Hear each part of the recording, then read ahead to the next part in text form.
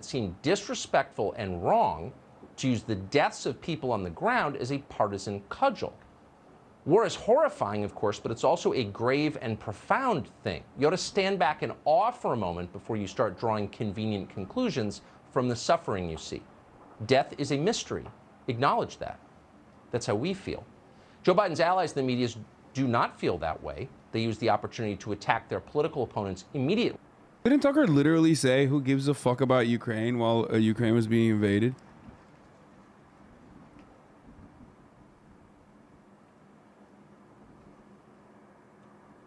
As they always do. They have no restraint and no shame. We're grateful not to be them. So that was last night. Tonight, it's fair to note the obvious. The invasion of Ukraine is a humiliating defeat for Joe Biden. He's our leader. He staked this country's reputation, billions of dollars, and the full force of the U.S. government on preventing Vladimir Putin from invading Ukraine. Vladimir Putin invaded Ukraine anyway. And America is diminished by that. It's not the first time Joe Biden has done something like this. Less than 6 months ago, Biden oversaw an almost indescribably chaotic withdrawal from Afghanistan. He left American citizens behind. He armed the Taliban with advanced weapons systems on the way out. It could not have been worse. So here you have two historic foreign policy debacles in under a year. Is there a precedent for that? I love that. He's like, he went from who fucking cares about Ukraine, like, fuck him, to like, actually Biden didn't do well enough on Ukraine. And, you know, that's a huge deal because every American actually cares about Ukraine. Like, literally, this is the last week. Not even the last week. He said that like 2 days ago. He was like, nobody cares about Ukraine. Nobody cares about Ukraine. Why should we care about some faraway country fighting each other in faraway lands? Why is Biden making it his business? And now he's like, everybody cares about Ukraine. All Americans are very upset with the way Biden has dealt with the Ukrainian situation. Slava Ukraine, I say. That's right. Some people will tell you that's an old Nazi slogan. Well, I'm here to tell you, what's wrong with that? I'm Tucker Carlson.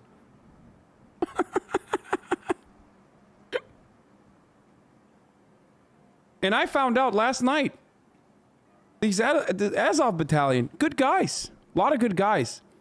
Now, the mainstream media will tell you these Azov battalion guys, they're not good. They'll tell you they're nationalists. They'll tell you that they have no right to defend themselves.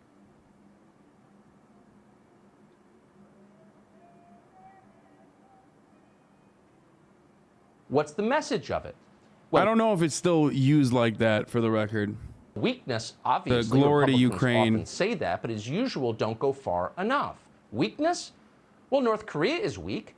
They literally have famines. People starve to death in North Korea. That's weakness. But they're still a nation we have to contend with because they bite.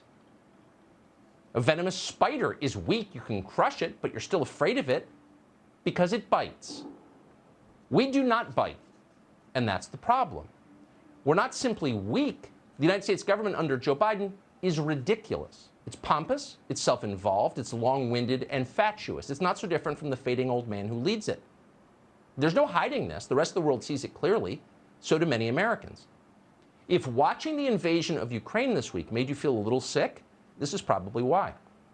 Of course, you felt sorry for the Ukrainians being killed. Joe Biden is quickly draining the reservoir of America's credibility and power that has accumulated over centuries of wise decision-making. Like the U.S. Treasury, this is not Joe Biden's capital to spend. He is squandering something that others made. How much is left at this point? You hate even to think about it. Someday we're going to find out. Yeah. The worst thing about Ukraine isn't like Ukraine is dying, but it's actually America losing its relevancy on the global scale. That's what I'm thinking of. What I'm thinking of when Russia invades Ukraine and it's just fucking constantly bombing and you got like saboteurs, you have fucking literally shelling all the time, planes flying around, thousands of Ukrainians, thousands of citizens hiding in fucking metro stations. I'm thinking, what does this say about America's territorial stance? What does this say about our integrity worldwide? We're losing it. Profoundly dangerous. We saw last summer an American president unilaterally withdraw his troops from Afghanistan, leaving the rest of us in literally an impossible position. Yes. You know the story, Kabul fell, the very guys we'd fought for 20 years were back in control.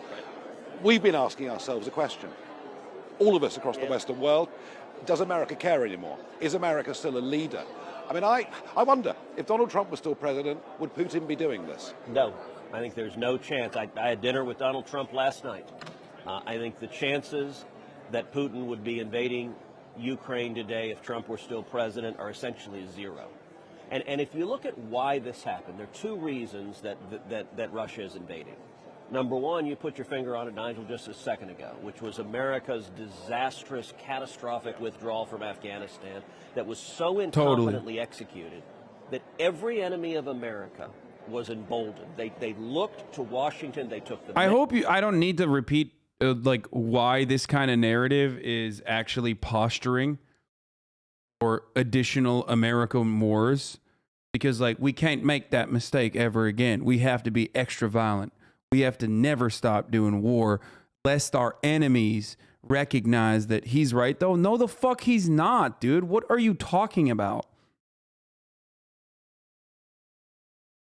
It's not even remotely correct. It's not America's withdrawal from Afghanistan. America's power on the global scale waning has not anything to do with fucking the Afghan retreat. Okay? That's been happening for a very long time.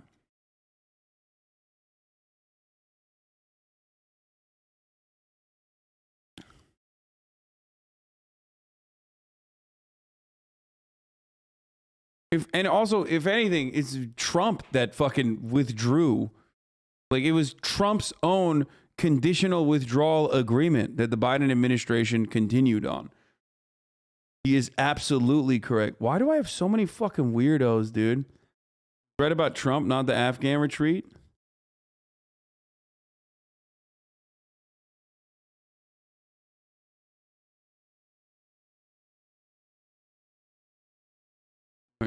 Measure the enemy of America was emboldened. They looked to Washington. They took the measure of the man in the Oval Office, and they determined that Biden was weak and feckless and ineffective. And as I said then, the chances of a Russian invasion of Ukraine just rose tenfold, and even more frighteningly, the chances of a Chinese invasion of Taiwan just rose tenfold, and the world's become a much more dangerous place as a result. Can the American president Okay, once again, dog, let's get one thing clear, okay? Regardless of what's going on in fucking Ukraine right now with the Russian invasion, which is again catastrophic, unacceptable, the world would quite literally, from a pure utilitarian perspective, the world would quite literally be a safer place if the American empire was minimized, even like this much, okay? Even marginally. As a matter of fact, every step towards the American empire getting smaller is a step towards the world becoming more safe from America. So that's like, we have our fucking hands in everything, dude. Like literally everything. But that's just the way it is. That's just the way that literally could not be more wrong, dog. Simply not true. You guys are right. I think we need to maintain all territories across the planet. You are so right. We need to be doing world police stuff everywhere, nonstop. You're right. Please continue.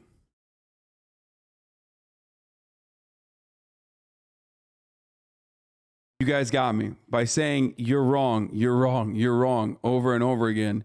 I have realized my mistakes. I was wrong. Everything I know about what America has done thus far on the planet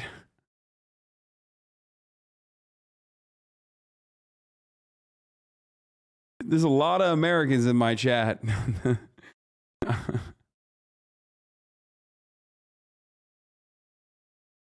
You know, I'm conscious that there'll be lots of Americans today saying, whoa, hang on. You know, we sent armies in World War I, we sent armies in World War II at a massive cost in American lives. Many in America will say Ukraine is a faraway place of which we know little. Is Biden going to step up and assume leadership of NATO and the Western world? Well, listen, let me be clear. Interventionism and partnering around the world with the right values and ideals is key to world peace. Yeah, that is the most painfully Western take I've ever heard from you, Shaq Lone. I mean, holy fuck. Can you be more of a fucking Westerner? Christ, this is the attitude of one living comfortably in the imperial core. Okay? Right values? Like, what kind of fucking supremacist attitude is that? What are you, Vladimir Putin, dude? Motherfuckers be like, Vladimir Putin's a fascist. Also, we are, we're doing key partnerships and through our interventionist attitude, disseminating the right values. What the fuck is the right value? The right values of sending literally fucking gearhead, steroid junkie, fucking hoorah corn huckers into every goddamn country with the promise that we'll fucking help them get a free college education if they don't get their shit blown up. And then, they come back irreparably damaged. And then we don't even fucking help them. Okay? Corn huskers. Sorry. So they can join, so they can join the fucking awful workforce and suffer just like everybody else. But now with a fucking communications degree that the government paid for. That's American interventionism and its domestic attitudes. Okay? That's American interventionism and its domestic consequences.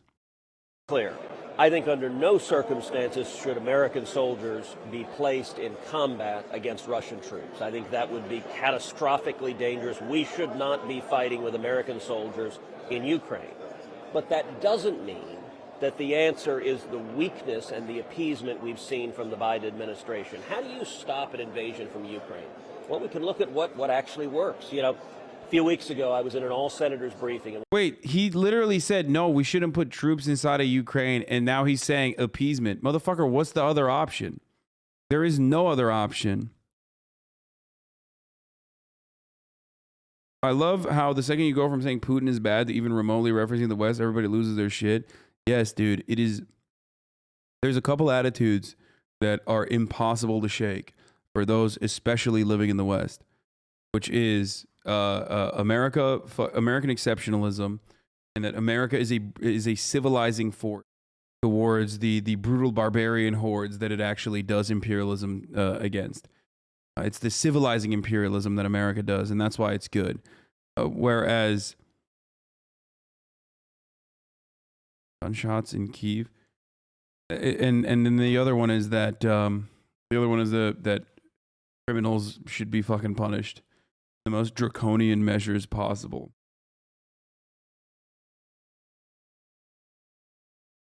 It's American attitudes that just will not go away.